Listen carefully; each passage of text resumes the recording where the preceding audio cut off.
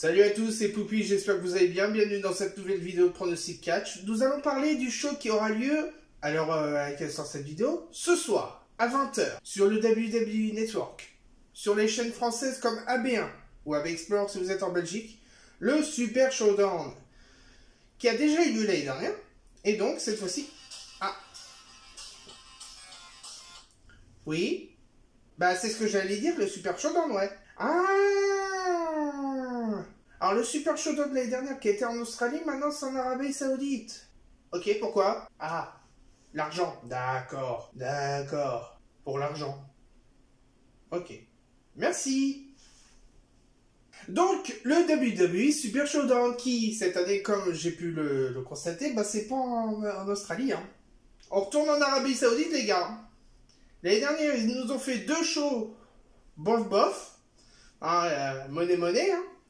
Et donc, le Greatest Royal Rumble devient le Super Showdown en Arabie Saoudite. Bon, on va quand même parler des matchs.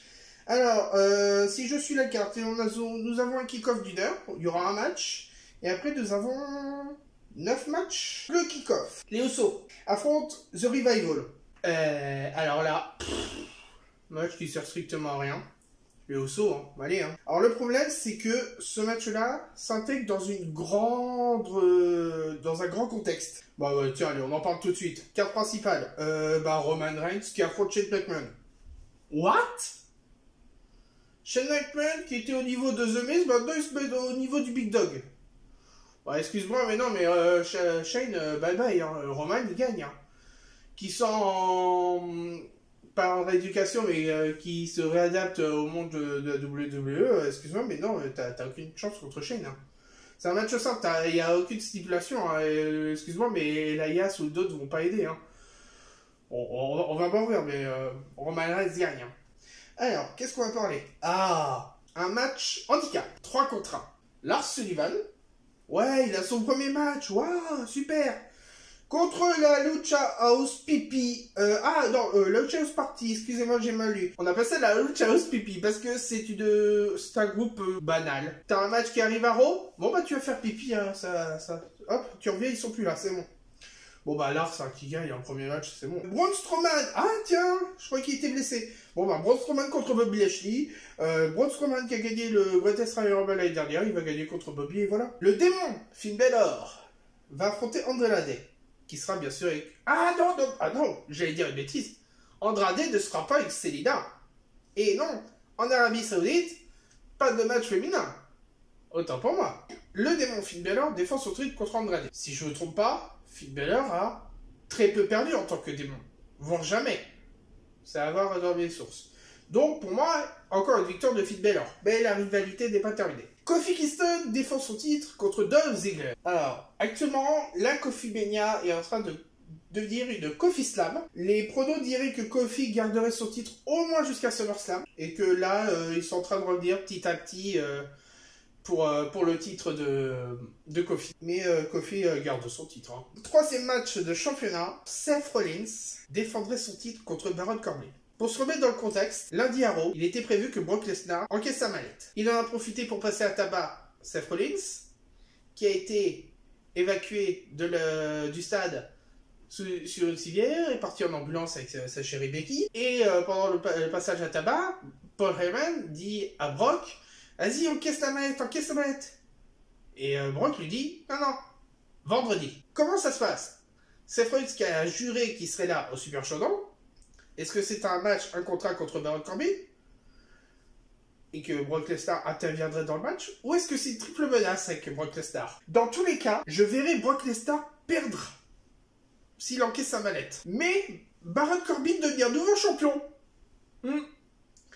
Courte durée, il perdrait son titre dans le prochain pay-per-view ou dans un prochain Raw, mais je verrai Baron Corbin champion. Je sais pas pourquoi. Hein.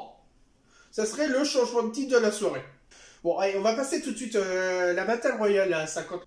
Après le Royal Rumble à 50, la Battle Royale à 50. Ça a été un bordel il y a quelques années à SmackDown de faire une Battle Royale à 41 personnes. Et là, il faut le faire à 50. Pourquoi? Ah oui, l'argent, bien sûr. Ben oui. Ouais, bon, bah, je m'en fous. Ouais, une personne qui n'est pas dans la carte, allez, bah, il y a Drew McIntyre. Drew McIntyre gagne la Battle Royale, voilà. Passons aux 2 matchs, pour moi, et je pense pour pas mal de personnes, le plus important de la soirée. Triple H contre Randy Orton. Pour moi, c'est la suite de Triple H contre Batista. Triple H et Randy Orton, c'est une rivalité qui date depuis quelques années, quand même.